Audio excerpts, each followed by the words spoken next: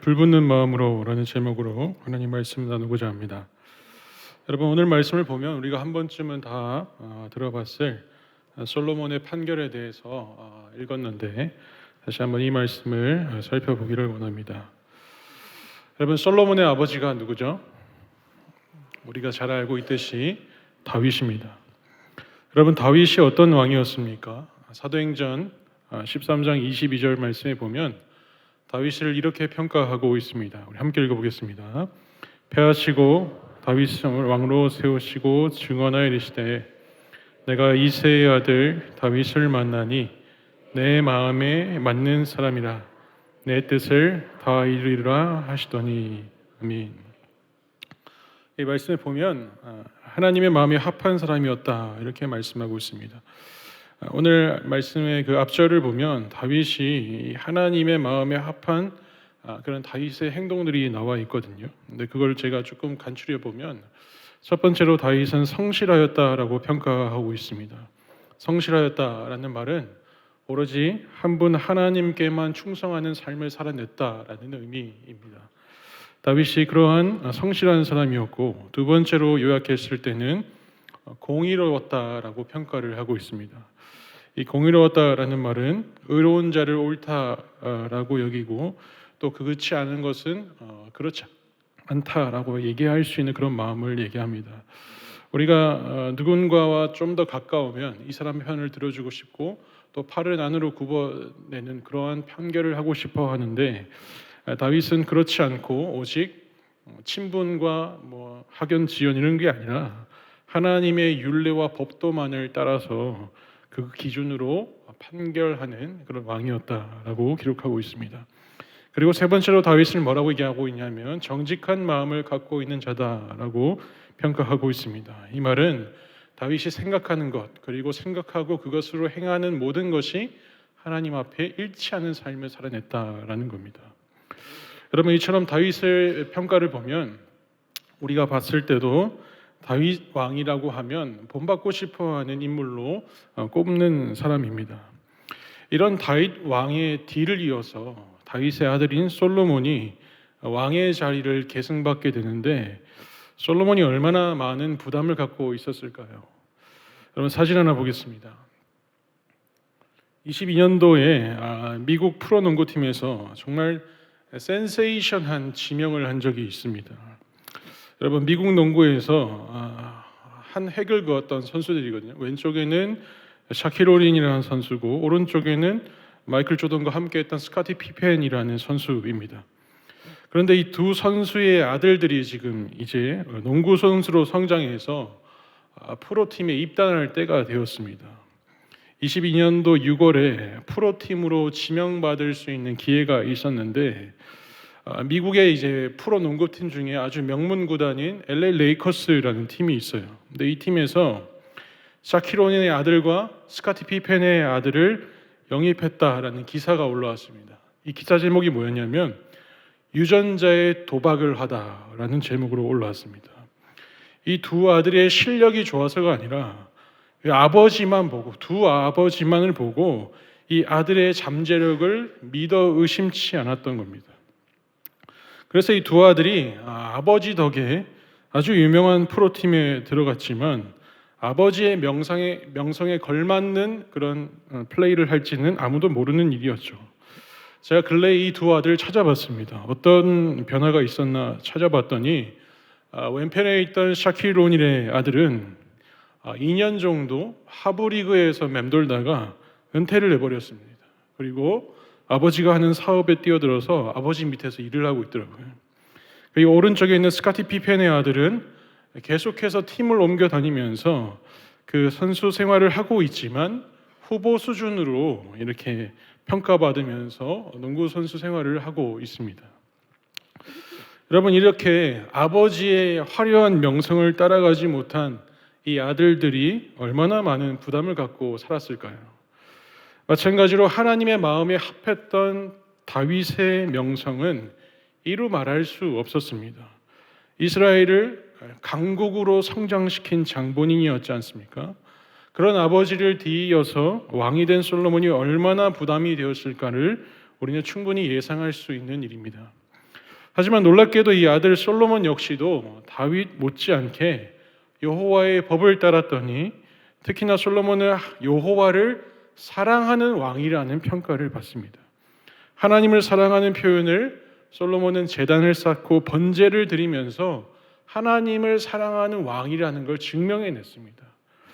여러분, 구약시대의 제사가 어떤 의미입니까? 하나님의 임재를 경험하고 하나님을 만나고 그곳에서 하나님을 경외하는 삶을 살아내는 것이 제사였습니다. 그러니까 오늘날로 따지면 예배를 드리는 것인데 솔로몬은 하나님께 예배를 드리는 것은 삶으로 살아냈고 이것을 즐거워하는 인물이었습니다.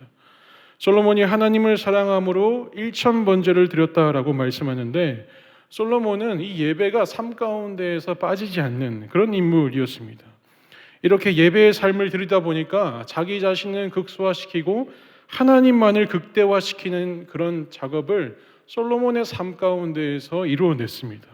삶의 초점과 중심이 하나님만을 맞춰내는, 하나님만을 포커스로 하는 예배의 삶이었기 때문에 하나님께서는 이러한 솔로몬의 마음을 기히 여기시고 어느 날 꿈에 나타나십니다.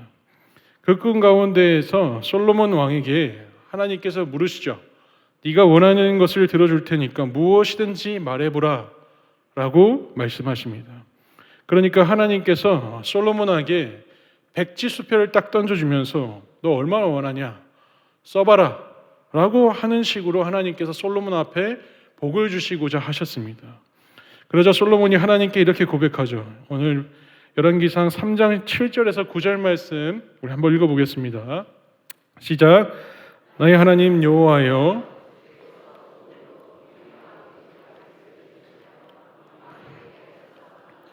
종은 작은 아이라 출입할 줄을 알지 못하고 택하신 백성 가운데 있나이다.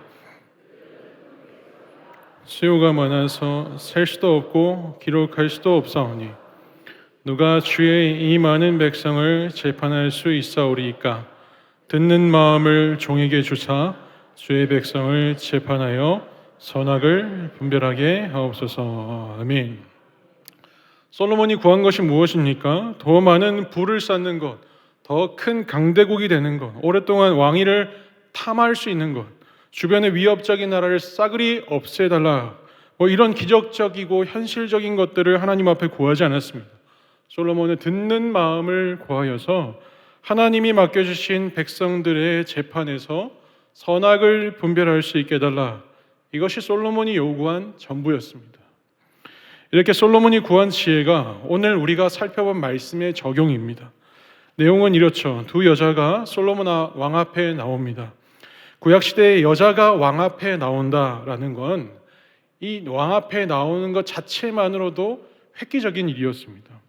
이 당시 여자는 남자에게 종속된 사람이었기 때문에 인구수에서도 나오지 않는 게 여자였습니다. 더군다나 더 놀라운 것은 이 두 여자의 직업이 무엇인가 하니 창기였습니다. 여러분, 창기는 몸을 팔아서 돈을 버는 직업을 가진 사람입니다. 구약시대의 창기 여자, 가장 하찮은 사람 중에 한 명이 됩니다. 그러니까 사람들로부터 인정받지 못하고 가치 없는 존재로 여겨지는, 걸어다니는 물건과 같은 존재가 바로 이 창기였는데, 특히나 이스라엘 백성들은 이 하나님의 거룩하심을 따라 그것을 지켜야 하는 민족이었기 때문에 거룩한 백성으로 살아가야 할 필요가 있었습니다. 그래서 레위기 말씀에 보면 거룩하지 않고 자기 몸이 더러워진 부정한 사람들은 하나님의 임재가 있는 곳으로부터 멀리 떠나 있어야 됩니다. 신명기 23장 17절에 보면 이스라엘 여자 중에서 창기가 있지 못할 것이다, 이렇게 말씀하시면서 창기는 깨끗하지 못하고 악을 행하는 일이다라고 명확하게 기록하고 있습니다. 창기는 따라서 말씀에 의하면 죄를 범한 사람이고 그런 부정한 사람의 말은 들을 가치가 없었습니다.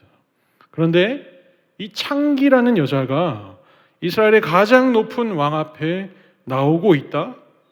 솔로몬이 이미 이 비천한 자조차 하나님의 백성으로 여기고 있는 마음이 있었고 듣는 마음의 지혜가 행해지고 있다라는 그 과정을 이 창기가 나오는 것 자체로부터 우리가 살펴볼 수 있습니다. 이 솔로몬 왕 앞에 나온 이 두 여자가 한 아기를 데리고 와서 억울함을 판결해달라라고 솔로몬 앞에 요청을 합니다. 편의상 두 여인의 이름이 나오지 않기 때문에 A와 B로 얘기해 보겠습니다. A 여인이 솔로몬 왕 앞에 사건의 전말을 진술합니다. A 여인이 임신하여서 아이를 낳습니다.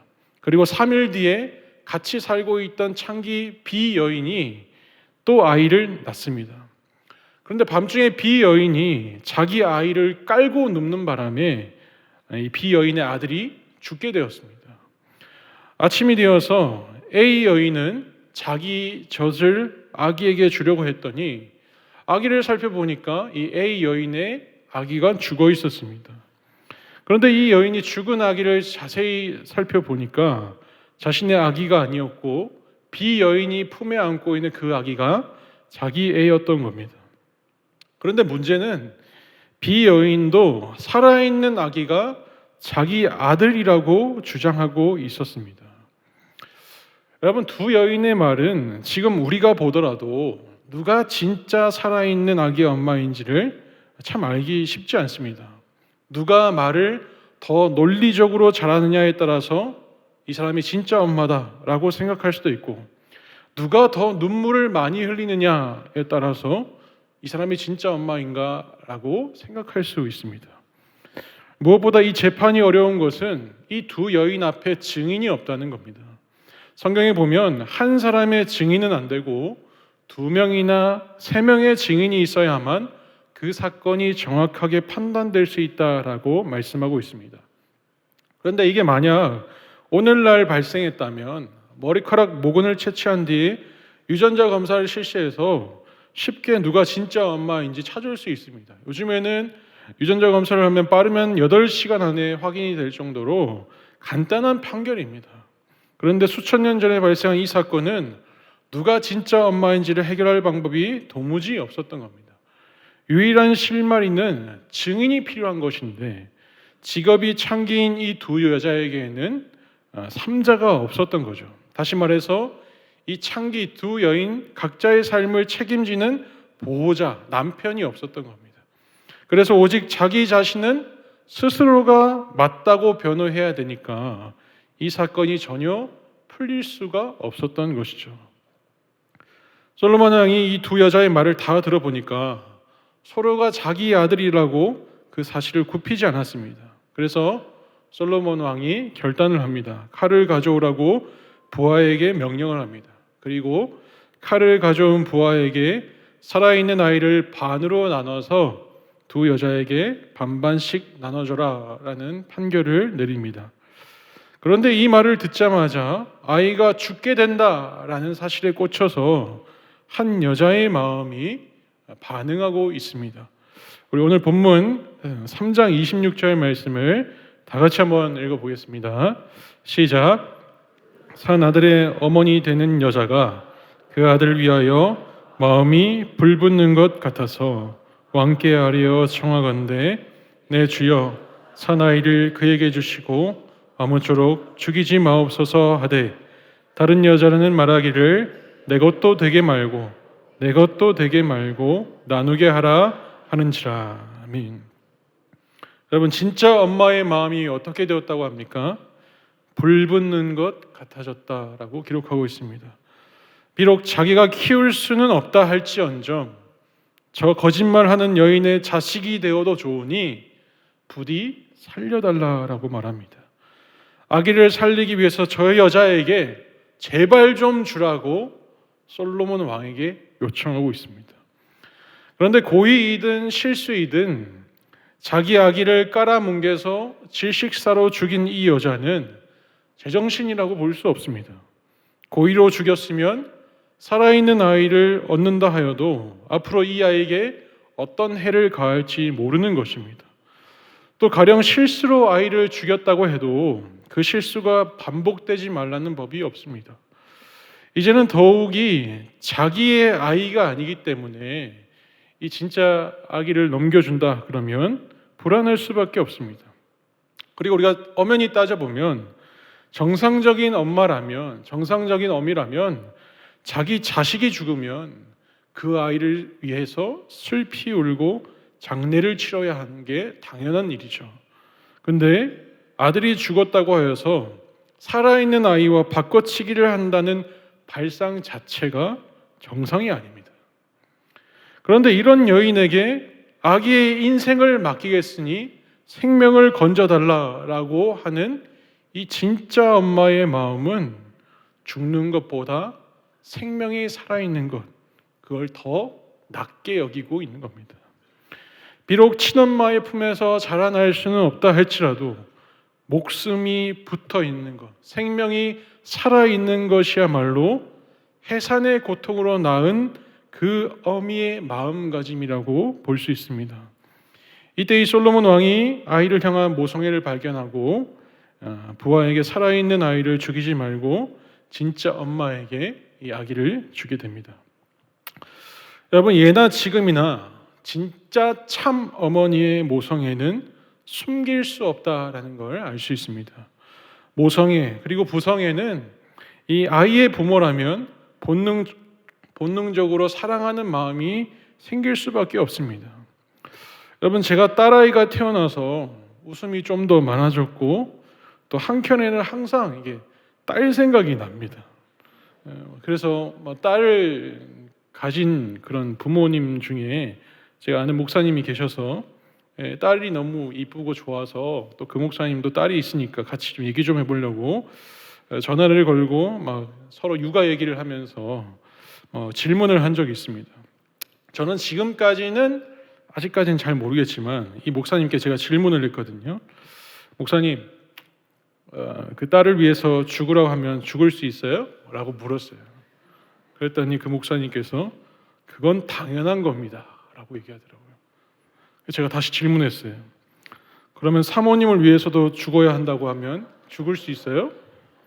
그건 다른 문제라고 얘기하더라고요. 딸을 위해서는 1초의 망설임도 없는데 아내를 위해서는 당연히 그럴 거지만 고민은 좀 된다 이렇게 얘기를 하더라고요.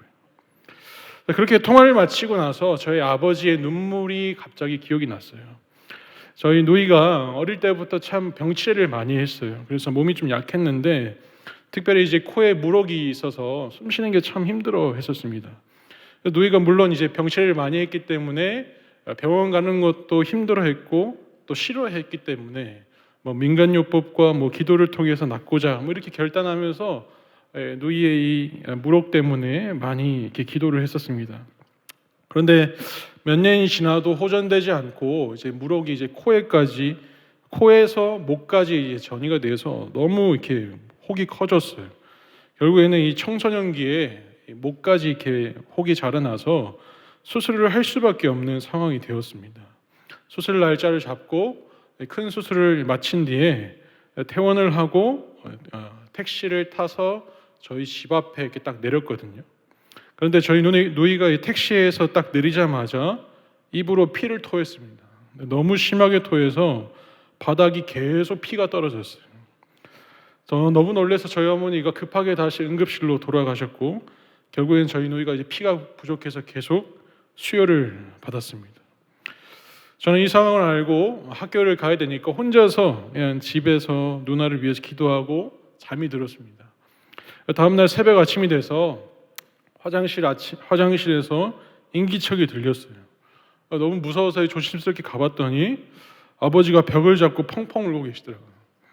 제가 너무 놀라서 아빠 왜 우냐고 저도 막 울면서 왜 우냐고 했더니 저희 아버지가 하시는 말씀이 누나가 너무 아파해서 아빠가 차라리 아프고 싶다라면서 계속 펑펑 우시더라고요. 사랑하는 성도 여러분, 저는 오늘 이 솔로몬의 판결에 등장한 진짜 어미의 불붙은 마음은 곧 우리를 향하신 하나님 아버지의 마음을 바라볼 수 있는 유비라고 생각합니다. 여러분, 우리는 근본 어떤 자입니까? 죄인이죠.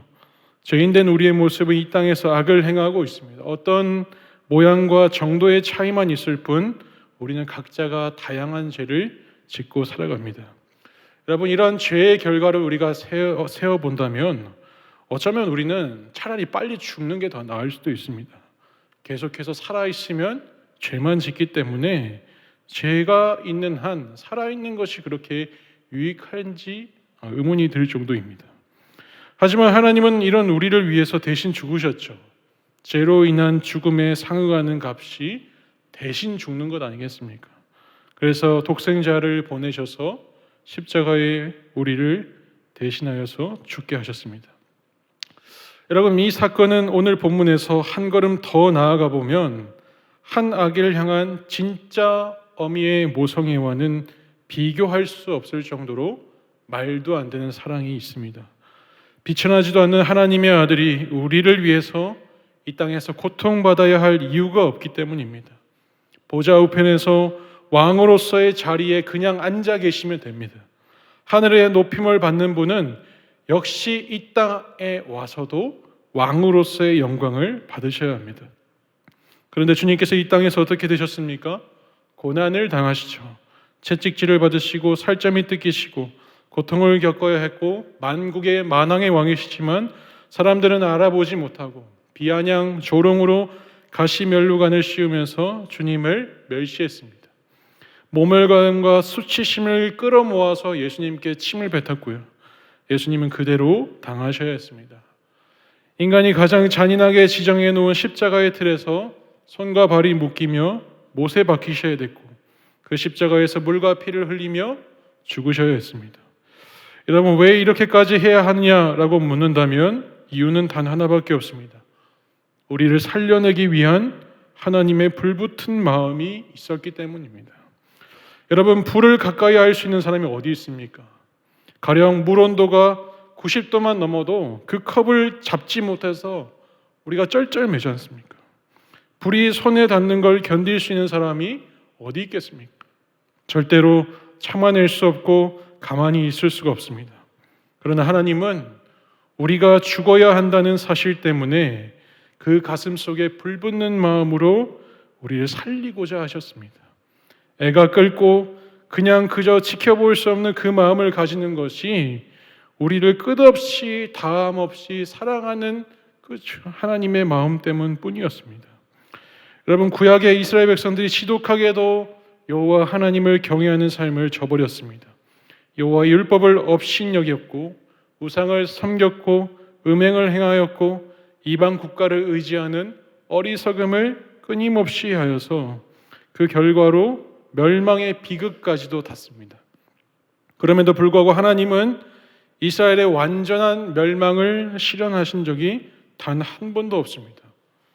속국이 되고 터가 사라지고 흩어져도 그곳에서 이스라엘 백성들의 생명을 살리시고 보존하는 일이가 바로 하나님이셨습니다. 무엇 때문입니까? 하나님의 불붙는 마음이 꺼지지 않았기 때문입니다. 사랑하는 성도 여러분, 하나님은 죄인된 우리를 향해 죽이고자 하는 마음을 품으시지 않습니다. 하나님은 언제나 변함없이 우리가 죽기를 바라지 않습니다. 죽을 것 같으면 하나님의 불붙는 마음이 가만히 있지 않으십니다. 때로는 하나님의 공의가, 때로는 하나님의 도우심이, 때로는 하나님의 위로하심이, 때로는 하나님의 징계하심을 통하여서 그 불붙는 마음이 우리를 살리기 위해서 가만히 있지 않으십니다. 여러분, 그렇게 꺼지지 않는 하나님의 불붙는 마음 때문에 우리가 이 자리에 서 있음을 믿으시기를 바랍니다. 생명을 얻어 삶을 살아가고 있는 오늘은 불붙는 하나님의 마음으로 인하여서 허락된 날입니다. 사랑하는 성도 여러분, 이 불붙는 마음으로 우리에게 생명 주시고 살아가게 하시는 그 하나님 앞에 화답을 했으면 좋겠습니다. 하나님의 공의와 사랑과 은총에 우리가 빚진 자이지 않습니까? 여러분, 빚진 자는 갚아야 되는 의무가 있습니다. 하나님께서는 비록 우리에게 갚으라고 말씀하시지 않았지만 우리는 그 은혜를 받은 자라면 갚지 않을 수 없는 마음을 갖고 있어야 됩니다. 제가 미주신경성 실신으로 병을 앓고 있는 후배를 만나게 됐습니다. 이 친구가 조금이라도 육체적으로 무리를 하면 정신을 잃고 쓰러지는 일이 다반사였습니다.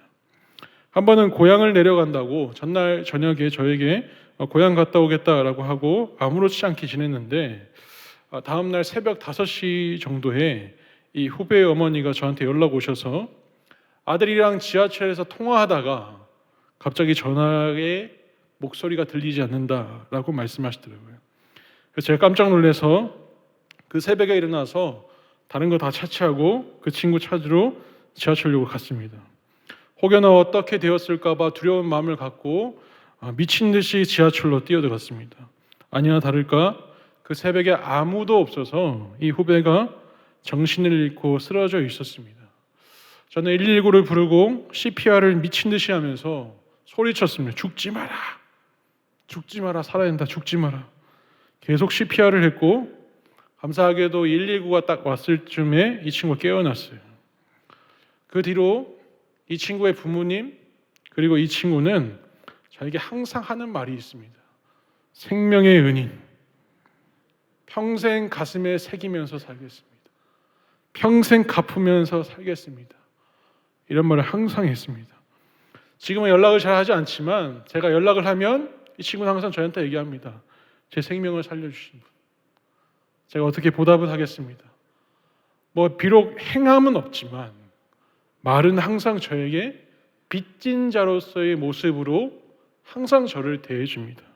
그리고 그 부모님도 마찬가지로 저와 통화를 하고 옆에 있으면 감사하다 전해라. 이렇게 계속 저에게 빚진 자의 모습을 항상 비춰내십니다. 여러분, 하나님께서 크게 내 삶을 역사하는 순간만 감동받고 그 감동받은 때만 주님 앞에 빚진 자로서의 반응을 하는 게 아니죠. 수련회와 부흥회 이때만 기뻐할 것이 아닙니다. 오늘이라는 시간 속에 나라는 존재가 두 발을 딛고 있는 것은 온전히 하나님의 불붙는 마음 때문에 이 자리에 서신 줄로 믿으시기를 바랍니다. 따라서 삶이 고단하고 힘들고 어렵고 아프고 눈물 나도 그것 때문에 하나님을 원망하려는 것은 어리석은 일이라는 겁니다. 하나님은 죽음에서 생명을 불어넣어 주셨고 죄로 인한 삶 가운데서도 하나님의 장중 안에서 오늘을 살게 하시는 은혜가 있음을 믿고 하나님의 이 불붙는 마음 때문에 우리의 인생이 허락되었음을 믿으시기를 바랍니다. 이 인생 다하는 날까지 하나님 앞에 그 사랑의 빚진 자로서 그 은혜의 빚진 자로서의 모습을 밝혀내어서 믿지 않는 자 그리고 또 믿는 자들을 향하여서 하나님의 사랑을 향해서 빚진 자의 모습, 종의 모습이 무엇인가를 여러분들이 직접 반응하시며 드러내시기를 간절히 축원합니다. 기도하겠습니다. 사랑의 하나님 아버지 감사합니다.